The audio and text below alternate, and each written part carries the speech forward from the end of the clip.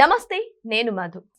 రాజు ఎక్కడున్న రాజే, అది ఇంట్లో ఉన్న జైల్లో ఉన్న రాజే అంటూ అంబటి రాంబాబు గురించి సోషల్ మీడియాలో ప్రచారం జరుగుతుంది. మరి అంబటి రాంబాబు గురించి ఎందుకు ఇలా జరుగుతుంది? అసలు కోర్టులో ఏం జరిగింది? మరి గడిచే 24 గంటల్లో అంబటి రాంబాబు బయటకు రాబోతున్నారా? అందుకనే ఈ ప్రచారాలు ఈ రోజు మనం తెలుసుకుందాం. ప్రస్తుతం మనతో పాటు ఉన్నారు సీనియర్ జర్నలిస్ట్ సిఎస్ రావు గారు. వారిని అడిగి మరిన్ని విషయాలను తెలుసుకుందాం. నమస్కారం సార్. సార్, అంబటి రాంబాబు గురించి ఎందుకు సార్ ఈ విధంగా ప్రచారం జరుగుతుంది? అంటే ఆయన కోర్టులో అసలు ఏం జరిగింది? మరి గడిచిన 24 గంటలు ఆయన బయటకు వచ్చే ఛాన్సెస్ ఉన్నాయంటారా? ఇప్పుడు ఆయన బెయిల్ పిటిషన్ వేశారు, ఇంకొక వైపు ఏమో పోలీసులు కస్టడీ పిటిషన్ వేశారు. ఈ రెండింటి మీద వాద ప్రతివాదనలు జరిగాయి. ఈ సందర్భంగా బెయిల్ కావాలి అని చెప్పి డిమాండ్ చేస్తూ, బెయిల్ ఇవ్వమని చెప్పేసి అభ్యర్థిస్తూ అడ్వకేట్ అంబటి రాంబాబు గారి తరఫు నుంచి పొన్నవోలు సుధాకర్ రెడ్డి గారు మాట్లాడారు. ఆయన వాదనలో ఏమనిపించాయంటే, అంబటి రాంబాబు గారి మీద పెట్టినటువంటి కేసులు ఏవైతే ఉన్నాయో అవి తీవ్రమైనటువంటి కేసులు కాదు, 7 సంవత్సరాలకు పైబడి శిక్ష పడేటువంటి కేసులు కాదు, కేవలం 2 సంవత్సరాలు శిక్ష పడే కేసులేను, కాబట్టి మీరు బెయిల్ ఇవ్వండి అనేది ఆయన వాదన. బెయిల్ తీసుకోవడానికి బెయిల్ అర్హుడు నా క్లయింట్ అని చెప్పి ఆయన వాదించాడు. At the same time custody petition వేశారు. పోలీసుల తరఫు నుంచి వాదన చేసినటువంటి అడ్వకేటు, ఈయనకి అంతకుముందే కొన్ని కేసులు ఉన్నాయి ఈయన మీద. ఇప్పుడు లాటరీ కేసు, ఇది సంక్రాంతి సందర్భంగా లాటరీ చేసినటువంటి కేసు కాబట్టి ఈయన్ని కస్టడీకి ఇస్తే కనుక మరిన్ని వివరాలు వస్తాయి. ఆ అమౌంట్ ఎక్కడికి వెళ్ళింది, ఆ లాటరీ నిర్వహించి లాటరీ ద్వారా సేకరించిన డబ్బులు ఎక్కడి నుంచి వెళ్ళినాయి, లాటరీ కట్టినటువంటి వాళ్ళు ఎవరు, దీని మొత్తానికి చాలా ఉంది దీని వ్యవహారం, దీని అంతటిని కూడా బయటికి తీసుకురావాలి, కాబట్టి మా కస్టడీకి ఇవ్వండి అని చెప్పేసి వీళ్ళు పోలీసుల తరపు నుంచి వాదన వినిపించారు అడ్వకేట్. సో ఇరుపక్షాల వాదనలు విన్న తర్వాత జడ్జి 18వ తారీఖు వాయిదా వేశారు కేసు. 18వ తారీఖు అంటే మరి ఇంకా 24 అవర్స్ అంతే కదా, రేపే కదా, ఇవాళ 17, రేపు 18.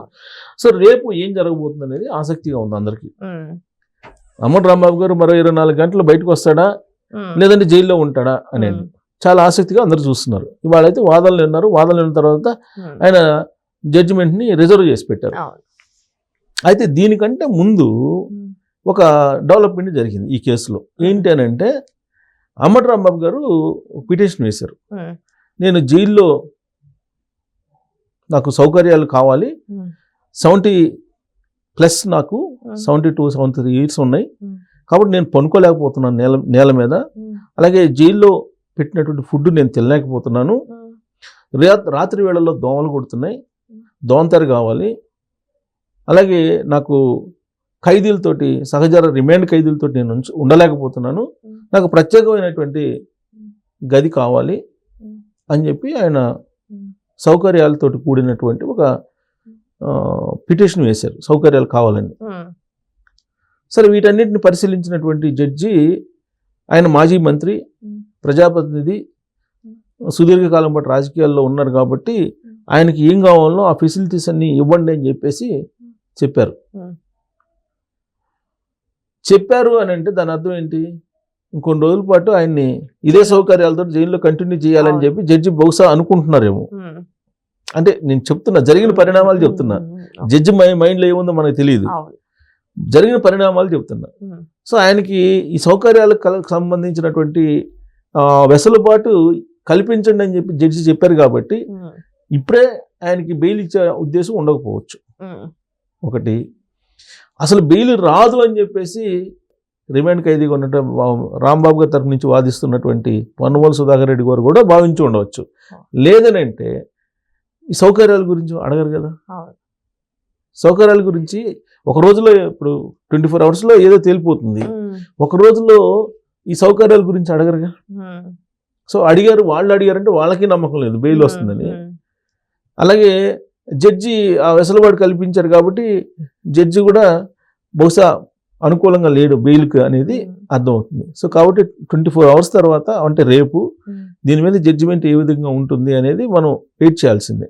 కాబట్టి మనకు ఇప్పుడు మనం అబ్జర్వ్ చేసినటువంటి పరిస్థితులు ఏవైతే ఉన్నాయో ఈ పరిస్థితుల ఆధారంగా మనం జస్ట్ అది మనం ఊహించవచ్చు అలా ఉంటుందేమో అని.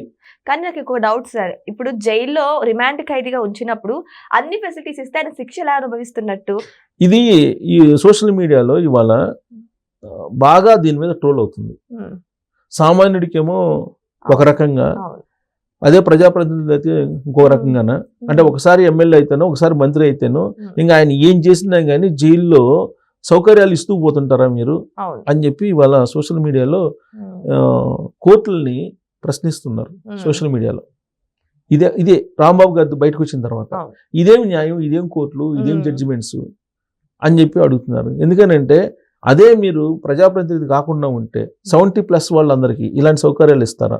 ప్రత్యేకమైనటువంటి గది ఇస్తారా? ఎన్ని గదులు ఇస్తారు ఆ విధంగా ఉంటే రిమాండ్ ఖైదీలకి?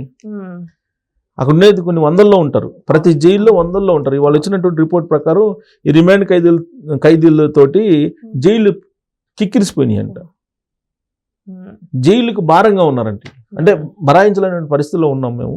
మీరు రిమాండ్కి ఇచ్చేస్తున్నారు, ప్రతి వాళ్ళని రిమాండ్కి ఇచ్చేస్తున్నారు, బట్ జైల్లో ఖాళీ లేదు, ఖాళీ లేకుండా మనం ఎక్కడ తీసుకోవాలి అని చెప్పి చెబుతున్నారు. యాక్చువల్గా జైల్లో ఎలా ఉంటుందంటే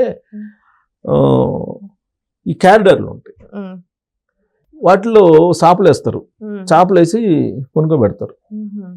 యాక్చువల్గా నేను ఒకసారి జైల్లోకి వెళ్ళి చూసి వచ్చాను ఎలా ఉంటుంది జైల్లో అనేది. జైలు శిక్ష నాకు దాంట్లో పడింది కానీ, బట్ ఫైన్ వేస్తే మీరు జైలుకి వెళ్ళాల్సిన అవసరం లేదని చెప్పి ఇచ్చారు ఆ కేసులో. అంటే ఆ కేసులో చాలా సెన్సేషనల్ కేసు అప్పుడు నా మీద. అది కళా చౌదరి అని ఒక అమ్మాయిని రేప్ చేసి చంపేశారు. టీనేజ్ అమ్మాయి ఇంటర్మీడియట్ చదువుతున్న అమ్మాయిని రేప్ చేసి చంపేసి కాల్ చేశారు అసలు. సో దాని మీద చాలా నేను ఒత్తిడికి గురయ్యి న్యూస్ రాశాను, ప్రాణం మీద తెచ్చుకున్నాను, ఇవన్నీ చాలా జరిగినాయిలేండి. ఆ తర్వాత ఇంకోటేమో గుంటూరులో ఒక నర్స్ని కిరోసిన్ పోయి చంపేశారు రేప్ చేసి. ఆ కేసులో కూడా నేను రాస్తే నా మీద యాక్చువల్గా అటాక్ చేశారు. సరే ఎన్ని అటాకులు చేసినా ఈ 30 సంవత్సరాల ప్రయాణంలో రకరకాలుగా సాహసాలు చేసి ఏదో మనం నిలబడి మనం చేయగలిగినంత సొసైటీకి చేసుకుంటూ వచ్చాం, అది వేరే విషయం. ఆ సందర్భంగా నేను జైలుకి వెళ్ళా. ఆ రోజు ఒక జైలు నాకు బాగా పరిచయం, పర్మిషన్ తీసుకుని వెళ్ళా. ఆ నిందితులు నా ఆర్టికల్ తర్వాత అరెస్ట్ చేశారు వాళ్ళని. ఆ నిందితులు ఎట్టున్నారో చూద్దాం అని చెప్పేసి వెళ్ళాం పర్మిషన్ తీసుకొని. వెళ్తే అప్పుడు చాపల మీద పునుకోబెట్టున్నారు డార్మేటరీలో. సో ఎవరైనా సరే రిమాండ్ ఖైదీలు ఎవరైనా సరే ఖచ్చితంగా చాపలు వేసి పునుకోబెడతారు. అందరితో పునుకోవాలి, ఒక 10 మందో 20 మందో 30 మందో ఆ డార్మేటరీ సైజుని బట్టి ఉంటుంది. వాళ్ళతో పునుకోవాలి, వాళ్ళతో భోంచాలి, వాళ్ళతోటే ఉండాలి. కానీ ఇప్పుడు అంబటి రాంబాబు గారు గత 15 రోజుల నుంచి అట్నే ఉన్నారు. కానీ ఇప్పుడు నాకు స్పెషల్ సౌకర్యాలు కావాలి, నేను ఉండలేకపోతున్నాను, నా ఆరోగ్యం బాగాలేదు, నాకు మెడిసిన్స్ కావాలి, నాకు